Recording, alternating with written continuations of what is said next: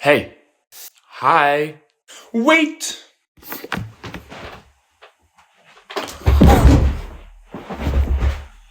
You were just scrolling. So what's the deal with phones and why are we constantly scrolling on our phones? Okay, Zoomers, today we're talking about phone time. And are we going to start breaking up with our phones? Across the United States, my generation, Gen Z, is spending thousands of hours on these things. One survey put our screen time at about 7 hours per day. That's a shit ton. Now imagine for a second that you're like me, handsome, young, and have spent the last 10 years on your phone. Let's reason that you're more addicted now than before, so let's drop your average screen time down from 7 hours to 6 hours per day. You're welcome.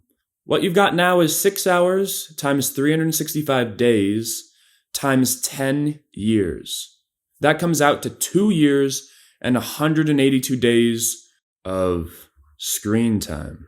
That's roughly the same as watching every episode of Community 569 times, or listening to Hotline Bling 292,000 times, or to put it simply, 1/4 of the past decade, you were a phone. Now, all this is pretty scary to think about, but none of this is news to us. From a poll last year, 83% of Gen Zers said they had an unhealthy relationship with their phones. But you don't need polls to show this. There's a deeper tug of war going on right now between youngins and their phones. Most Zs recognize that things aren't great, but hey, what else are we gonna do? We need to chat to people. We need to stay informed. We need to have some sort of outlet to relax and escape to. We really can't help using these things most of the time. But maybe that's changing. Getting offline more and limiting screen time is starting to become hella chill. But before we get into why people are using their phones less, I want to talk about why they're using them so much right now. Phone addiction is an addiction. These little bricks of digital cocaine that we carry around with us 24/7 are rotting our brains. They are designed to be addictive, to fuel our desire to see stuff. Being addicted to your phone is being addicted to wanting. That feeling of just one more. That's dopamine in your brain getting hijacked and making you keep watching over and over. And all that's changing the way we act and feel when we're off our phones. I mean, see if this resonates. AddictionCenter.com defines phone addiction as the obsessive and compulsive use of a mobile phone, despite the usage causing issues like anxiety, decreased attention spans, and stress. In a generation that posts insane numbers like 50% of us with daily anxiety, it might be time to finally look at that damn phone. So why are they so addictive? I don't know what I'm gonna get. Phones and social media in particular are a lot like slot machines. When you open an app or turn on your phone, it's like sitting down to play the game. Every swipe, every scroll is like pulling that lever. You're hoping that when you do, you'll see something new and entertaining. Everything on social media wants to be seen. Creators are constantly inventing new ways to hook you, kind of like I tried to do earlier. And it's because they know that if they can't grab your attention in the first 3 seconds, you'll probably just scroll away. And we love this gambling game, which is why we scroll constantly. Visual Capitalists did a great piece on this, which showed that on average, Americans scroll through 300 feet of posts in a single day. That's roughly the height of the Statue of Liberty. Add that up for a whole year, and that's over 20 miles of scroll. This is what makes algorithms so dangerous. When you're scrolling day in and day out, you're being fed food from an algorithm. It's these carefully designed formulas that are flooding you with only the best content, hoping that you, the eyeballs, stick around for just long enough to watch a few ads between your videos. And that's the gist of it. Social media today just is not for the people. It's for money. It's all creators, basically pro posters, making content that gets selected by the algorithm and presented to us in a flashy way. The system sifts out the mundane latte art posts from everyday users to give you perfectly curated content that keeps you watching as long as possible. And it's hard to stop watching when everything is so interesting and endless. I mean, social media is infinite. Philosopher Alexander Kierkegaard famously said that anxiety is the dizziness of freedom. We are free to spend as much time as we like scrolling and watching and lurking. We can't seem to stop. And we're all addicted. Okay, so we're all addicted, but we all know it. I mean, this pull, this gravity that our phones have is something most of us can feel. According to the Harris poll, 8 out of 10 adult Gen Zers associate social media use with the word addicting. In that same poll, the same proportion of respondents also said that at one point or another, they've tried to limit the time that they spend on social media. And there it is. Our generation, Gen Z, is trying to use their phones less despite being the generation that uses them the most. And it has a name, this whole trend. It's called digital detoxing. Digital detoxing is when someone refrains from using their phone or one of their other screens with the intention of reducing stress or honestly just trying to find a break from whatever app they spend a lot of time on. It's basically just people getting off their phones. And this is a big shift for the generation who is chronically online to be saying basically, I'm going to get offline. And in classic Gen Z style, whenever we discover something new, we get the urge to post about it. So let's scroll, shall we? Come with me. Come here. We're going to scroll together. Let's look.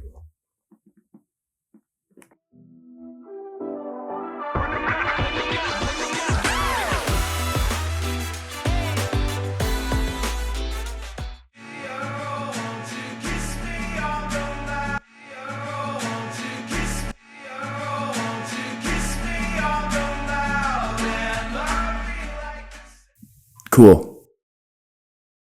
The idea of digital detoxing is not super new, but it is ongoing. Those videos are just some of the many, many examples of content that people have put out related to some sort of social media detox or getting off your phone trend in the past few years. And there's a large range of detox content, stretching from people making these showy videos of them out in nature, living their best life phone-free, all the way to monkey animated explainer videos telling you how your dopamine system works. They cover everything. And at the core, a lot of them are giving advice. So, what is it? I mean, how are they detoxing? If you've been doom scrolling, here's 10 things you can do instead of being on your phone. Make a bucket list. Think of all the cool things that you could experience in your life. Second, get outside and have a little picnic in the park or the forest with your friends or alone. I used a flip phone for a week and here's how it went. This is week 2 in my new mental health series where I try out every single thing that's recommended to boost your mental health. And guys, this week was crazy. Monday morning, I put my phone away expecting to have the most productive day ever. But within the first couple of hours, I felt completely isolated and I got really anxious.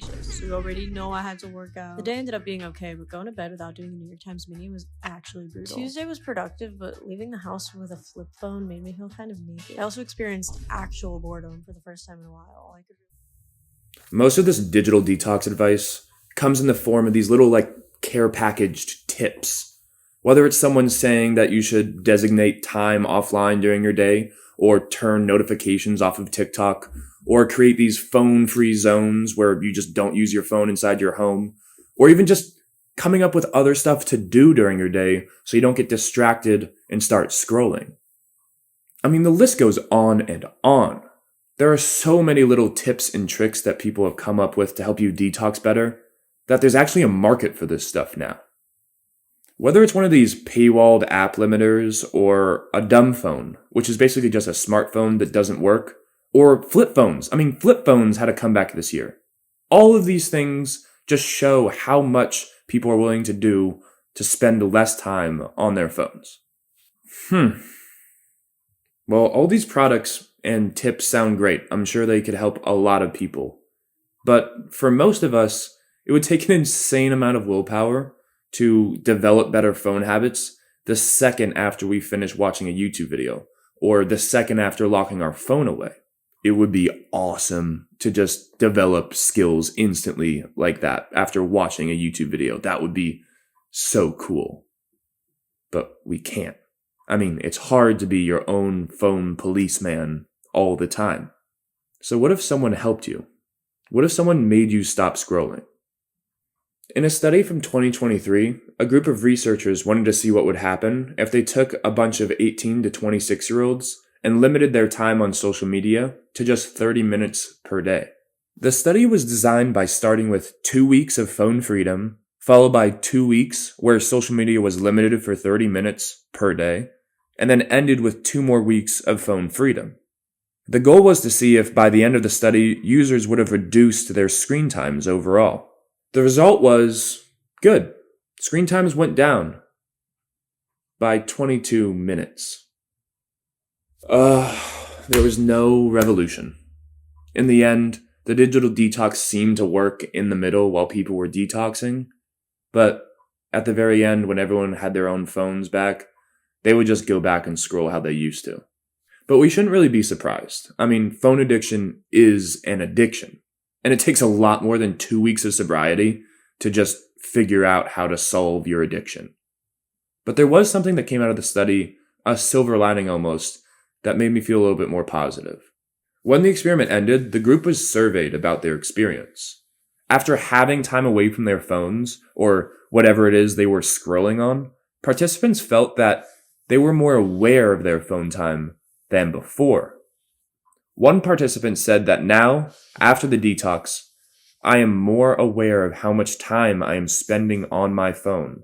And I do think about it more now when I pick up my phone or when I'm on social media, where before I would never think about that. Being aware of what you're doing on your phone might help you to understand who you are, and that might help you take action. Maybe you know that you're a YouTube infooder, or a TikTok rock, or an Instagram killer cameraman.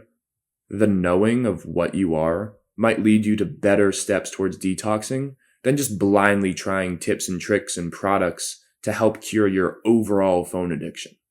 Now we're getting experimental. Experimenting with a lot of different detox methods is probably the move. Instead of just throwing your phone into the ocean, setting up little limits and seeing what works is probably going to help more in the long run. I'm getting all this from a study where digital detoxers who limited their screen time for 1 hour per day during an experimental 1-week detox were found more likely to maintain their detox habits 4 months later when compared to a group that was forced to completely get rid of their phones for 1 week. Small steps might be your best weapon.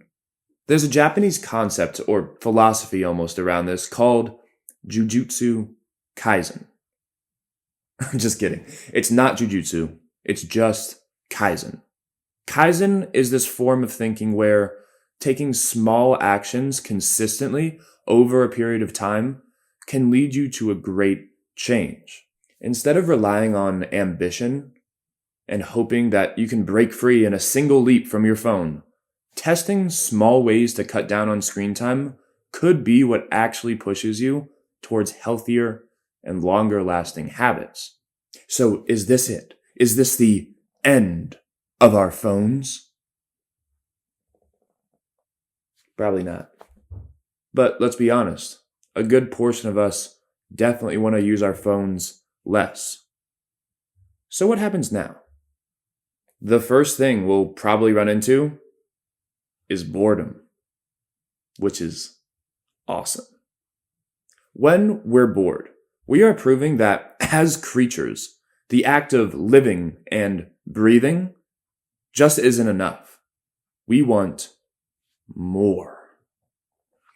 According to the Journal of Boredom Studies, when used right, boredom can be what pushes us to do things we wouldn't normally do, making us more likely to challenge ourselves.